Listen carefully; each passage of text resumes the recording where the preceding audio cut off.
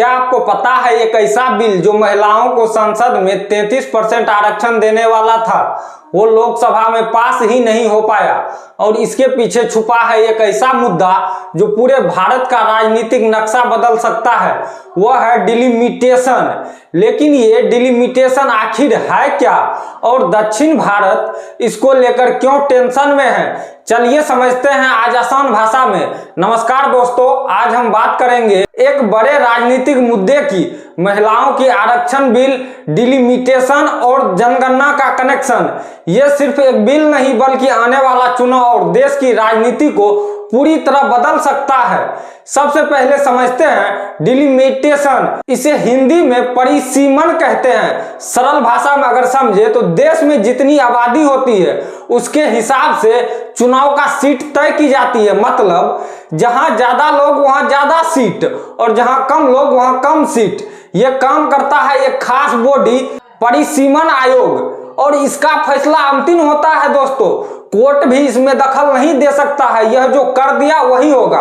भारत में अब तक 4 बार डिलिमिटेशन हो चुका है, 1952 में, 1963 में, 1973 में और 2002 में। लेकिन 1976 में सीटों को फ्रीज कर दिया गया था ताकि जनसंख्या के आधार पर ज्यादा बदलाव ना हो।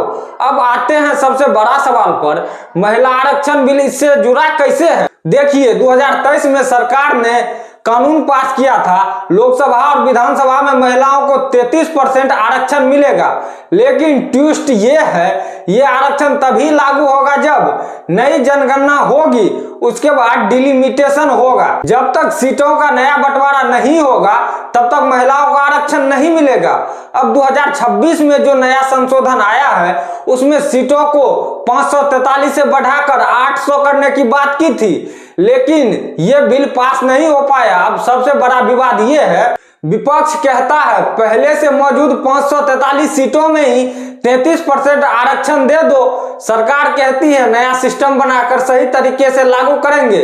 यहीं से सरकार और विपक्ष में टकराव शुरू हो गया है। और सबसे इंटरेस्टिंग और सेंसिटिव मुद्दा यह है, दक्षिण भारत के राज्यों जैसे तमिलनाडु, केरल, कर्नाटक, उसमें इनकी चिंता इसलिए हो रही है क्योंकि उन्होंने जनसंख्या को कंट्रोल किया। अगर सीट जनसंख्या के आधार पर बढ़ेगी तो क्या होगा, उत्तर भारत, यूपी, बिहार में सीटें ज्यादा बढ़ेगी, दक्षिण भारत में वही सीटें का प्रभाव कम हो जाएगा। मतलब जिसने अच्छा काम किया उसे नुकसान दो। हालांकि सरकार का कहना है सभी राज्यों को फायदा होगा और संतुलन बना रहेगा, लेकिन कैसे फायदा होगा ये पता नहीं। अब बात आती है जनगणना की। नई जनगणना के बिना डिलिमिटेशन नहीं लागू हो सकता है, महिला आरक्षण लागू नहीं हो सकता है और सरकार के अनुसार ये पूरी प्रक्रिया 2029 से पहले लागू नहीं होगी। तो दोस्तों ये सिर्फ एक बिल नहीं बल्कि महिलाओं का प्रतिनिधित्व, राज्यों की ताकत और देश की राजनीति, सब कुछ इससे जुड़ा हुआ है। अब सवाल आपसे है, क्या महिला आरक्षण अभी लागू होना चाहिए या डिलिमिटेशन जरूरी है? कमेंट में जरूर बताना। ऐसे ही आसान भाषा में बड़े मुद्दे को समझने के लिए चैनल को अभी सब्सक्राइब करना मत भूलना।